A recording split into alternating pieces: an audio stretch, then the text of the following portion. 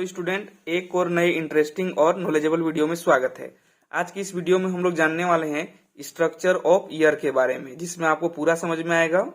तो वीडियो को देखते जाइए कि कान का जो संरचना है ईयर का, वो उसमें क्या क्या संरचना पाए जाते हैं, ठीक है।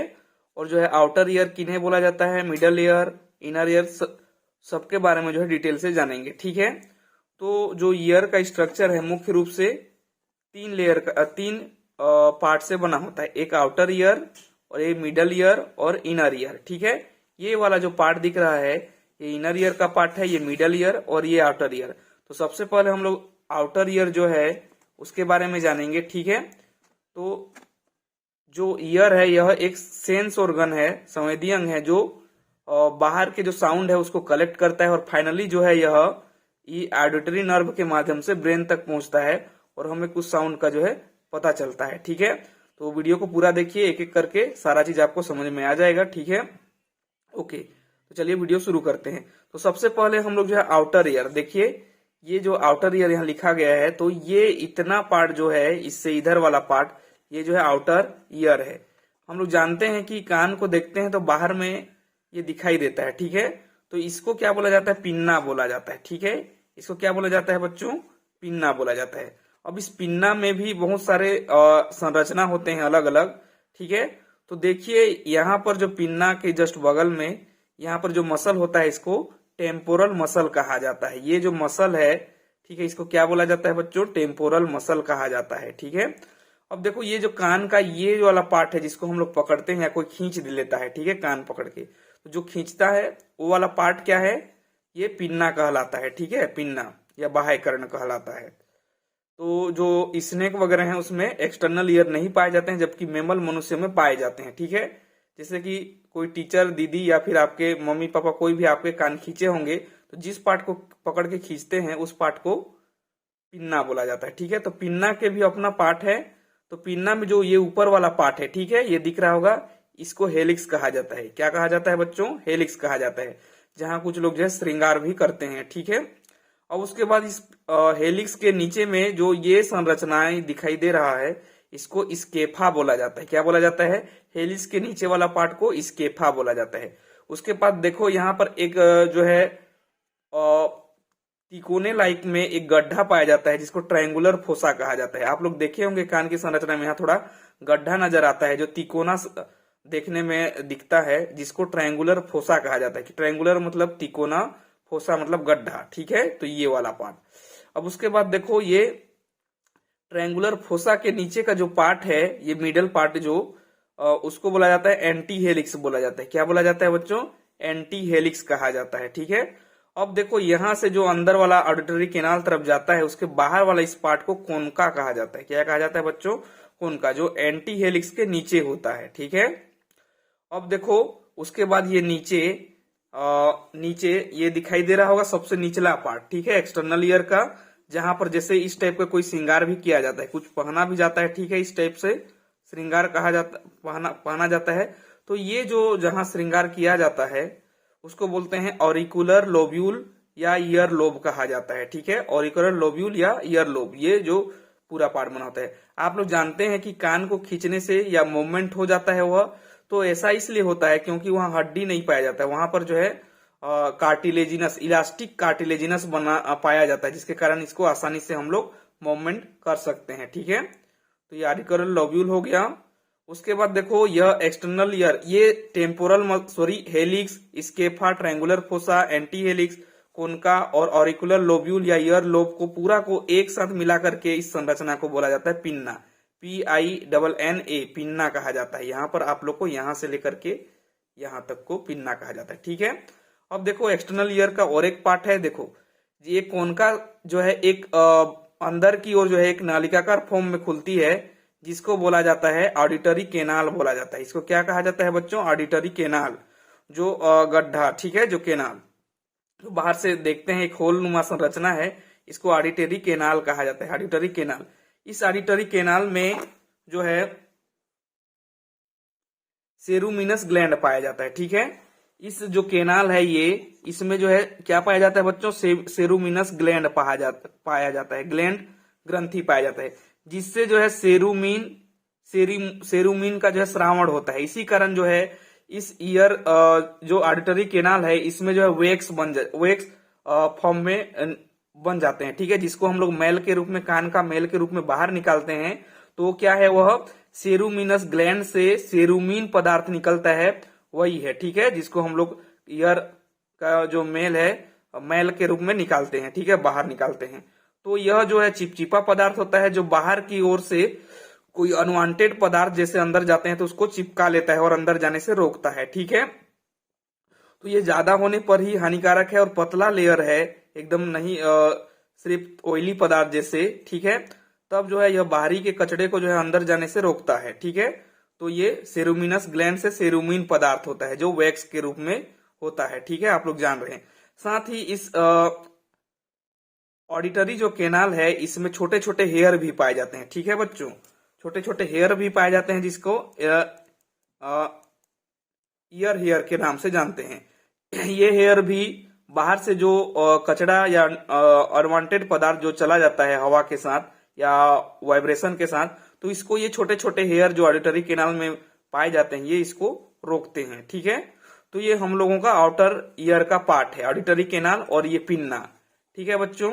अब हम लोग जानते हैं मिडल पार्ट का। तो मिडल पार्ट में मुख्य रूप से 4 स्ट्रक्चर आते हैं। एक होता है मेलस, इनकस और स्टेपिस, और जो है ईयर डर्म, ठीक है। देखो इसको बोला जाता है ईयर डर्म या टिम्पेनिक मेम्ब्रेन बोला जाता है। क्या बोला जाता है बच्चों? ईयर डर्म या टिम्पेनिक मेम्ब्रेन, जिसको कान का पर्दा के नाम से जानते हैं, जो ऑडिटरी केनाल के बाद ये पाया जा रहा है। ये क्या है? ईयर डर्म है, ठीक है। देखिए यह जो है ईयर डर्म है या फिर कान का पर्दा जिसको बोला जाता है, और या इसको बोलते हैं टिम्पेनिक मेम्ब्रेन। यह टिम्पेनिक मेम्ब्रेन जो बाहर से जो साउंड आता है ऑडिटरी केनाल के माध्यम से, तो टिम्पेनिक मेम्ब्रेन जो है से टकराता है और फाइनली टिम्पेनिक मेम्ब्रेन के फिर अंदर जाता है, ठीक है। तो यदि ज्यादा प्रेशर पड़ गया तो यह टिम्पेनिक मेम्ब्रेन के फटने के चांस भी ज्यादा हो जाते हैं, ठीक है। लेकिन जनरली ये एकदम लोकल में नहीं फटता है। जैसे 60 डेसिबल है मनुष्य के सुनने की क्षमता, तो उतना तक ठीक ठाक होता है। उससे यदि हाई हो गया तब की कंडीशन में जो इस पर्दे पर जो है हानिकारक प्रभाव हो सकते हैं और ये फट सकते हैं, ठीक है। तो अब देखिए इसके बाद जो है टिम्पेनिक मेम्ब्रेन से ही 3 बोन जुड़े हुए होते हैं, ठीक है। जो ये आप लोग को दिखाई दे रहा होगा, ये टिम्पेनिक मेम्ब्रेन से जो जुड़ा हुआ बोन है पहला, इसको मेलियस बोला जाता है, ठीक है। जनरली इसको हम लोग जो है उच्चारण में मेलस बोल देते हैं, लेकिन मेलियस, ठीक है। ये मेलियस जो ईयर डर्म से जुड़ा हुआ पार्ट है, जुड़ा हुआ बोन है ना, ये मेलियस है, ठीक है। मेलियस को ही हेमर नाम से भी जानते हैं। मेलस का दूसरा नाम क्या है? हेमर, क्योंकि हेमर मतलब हथौड़ा होता है, जो आप लोग को स्क्रीन में दिखाई दे रहा होगा। यह जो मेलियस है यह हेमर से होता है स्क्रीन में, जैसे आप लोग देख पा रहे हैं, इसीलिए मेलियस को जो है हेमर नाम से भी जाना जाता है, ठीक है। उसके बाद देखो मेलियस से कौन जुड़ा होता है? इनकस। ये देखो मेलियस से कौन जुड़ा होता है बच्चों? इनकस जुड़ा होता है, ठीक है। तो इस जो इनकस है, इनकस को जो है दूसरा नाम एनविल के नाम से जानते हैं। क्या के नाम से जानते हैं? एनविल के नाम से जानते हैं, क्योंकि यह इनकस जो है, एनविल एक उपकरण होता है जिसके ऊपर में रख करके जो है जो लोहे का सामान है उसको पीटा जाता है, मतलब ऊपर से हथौड़ा चलाया जाता है, ठीक है। तो इनकस को एनविल नाम से भी जानते हैं क्योंकि उस शेप में दिखाई देता है, ठीक है बच्चों, जैसे आप लोग स्क्रीन में देख पा रहे होंगे, ठीक है। ये इनकस को बोला जाता है। उसके बाद देखो स्टेपिस। स्टेपिस जो है इनकस के बाद में पाया जाता है। तो स्टेपिस को जो है स्टायर रप के नाम से भी जानते हैं, क्योंकि यह जो घोड़े में जैसे चढ़ते हैं ना, उसके बाद पांव जहां रखते हैं, पांव रखने के लिए एक स्पेशल स्ट्रक्चर बना होता है, जैसे आप लोग स्क्रीन में देख पा रहे होंगे। तो वैसे ही ये दिखता है यह स्टेपिस, इसीलिए जो है उसको स्टायर रब के नाम से जानते हैं, स्टायर रब के नाम से जानते हैं, ठीक है, जैसे आप लोग स्क्रीन में देख पा रहे होंगे, ठीक है। अब देखिए इसको याद करने का तरीका क्या है? MIS, मीस के नाम से याद करेंगे। M का मतलब मेलस, I का मतलब इनकस, S का मतलब स्टेपिस। और जानकारी के लिए यह है कि मनुष्य शरीर में सबसे छोटा जो बोन है वह स्टेपिस ही होता है। कौन सा बोन होता है? छोटा बोन स्टेपिस। यदि सबसे लार्ज बोन कौन सा होता है ह्यूमन में, उसको जान रहे हैं तो कमेंट जरूर करें, ठीक है।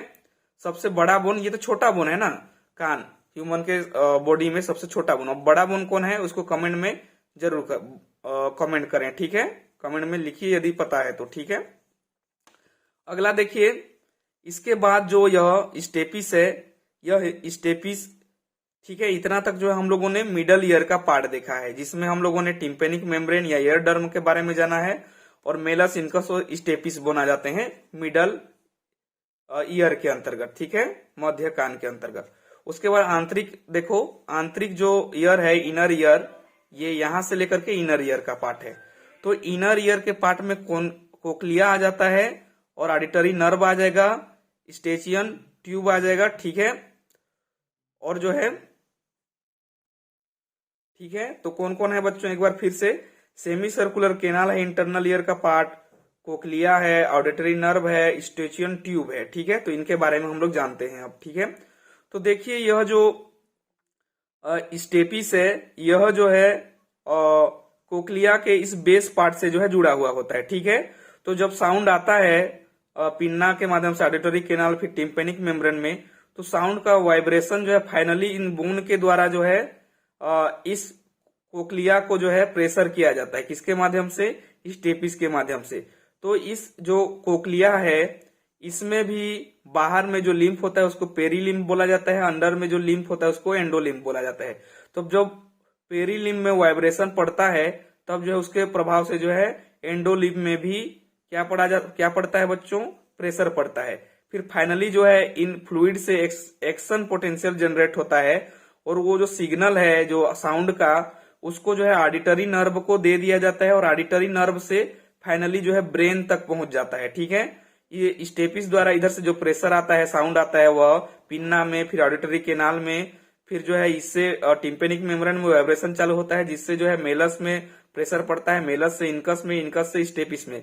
फिर स्टेपिस भी जो कोक्लिया है, इसका बेस पार्ट को जो है प्रेशर उत्पन्न करता है, जिससे पेरीलिम्फ वाइब्रेट होते हैं, और पेरीलिम्फ से एंडोलिम्फ, फिर एंडोलिम्फ से एक्शन पोटेंशियल जनरेट होता है, जो ये ऑडिटरी नर्व है बच्चों, ठीक है। ये जुड़ा हुआ होता है कोक्लिया से, जो ऑडिटरी नर्व के माध्यम से फाइनली जो है जो सिग्नल को एक्शन पोटेंशियल के रूप में जो है ब्रेन तक पहुंचा दिया जाता है, और साउंड का इस तरह से पता किया जाता है, ठीक है। यहाँ पर आंतरिक संरचना देखेंगे तो हेयर सेल वगैरह भी पाए जाते हैं, जिससे सिग्नल पहुंचाते हैं, ठीक है। तो फाइनली ऑडिटरी नर्व से ब्रेन तक पहुंचाते हैं, ठीक है। और ये सेमी सर्कुलर केनाल क्या है, ये भी इसी का पार्ट है। सबको सेमी सर्कुलर केनाल और कोक्लिया को एक साथ बोनी लेबिरिंथ कहा जाता है।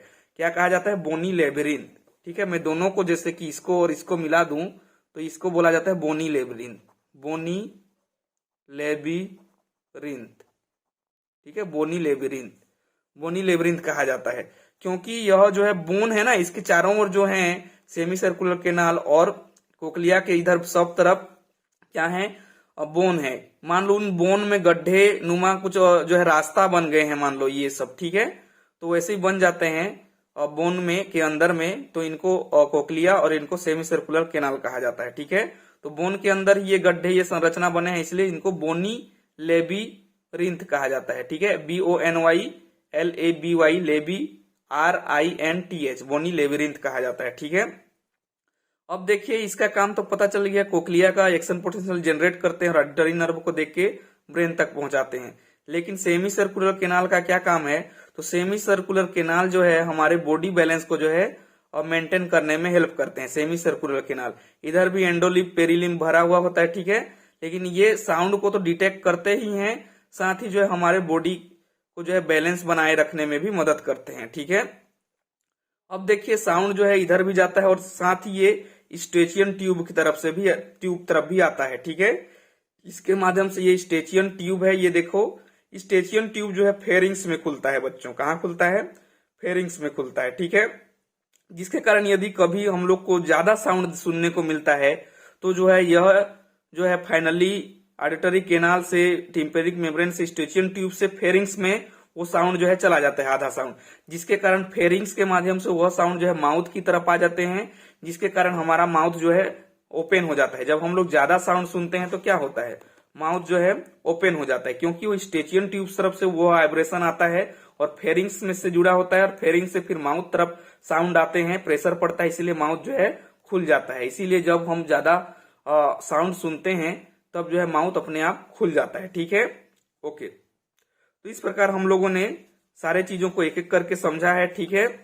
तो इसका जो है पीडीएफ नोट्स जो है इस डायग्राम का जो है आपको लिंक में मिल जाएगा, वहां से जाकर के आप लोग देख सकते हैं। और हाँ बच्चों, जो आई का स्ट्रक्चर है उसका भी वीडियो बन चुका है, उसका भी लिंक मैं डिस्क्रिप्शन पे दे रहा हूं, आप जो है जाकर के देख सकते हैं।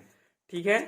और एक चीज और, कान का दूसरा नाम जो ईयर है, इसको फोनो रिसेप्टर के नाम से भी जानते हैं। फोनो मतलब साउंड होता है, रिसेप्टर मतलब कि ग्रहण करने वाला। तो साउंड को ग्रहण करने वाले का दूसरा नाम क्या है? फोनो रिसेप्टर के नाम से भी जानते हैं। ओके बच्चों, होप यह वीडियो आपके लिए हेल्पफुल रहा होगा। Okay, best of luck.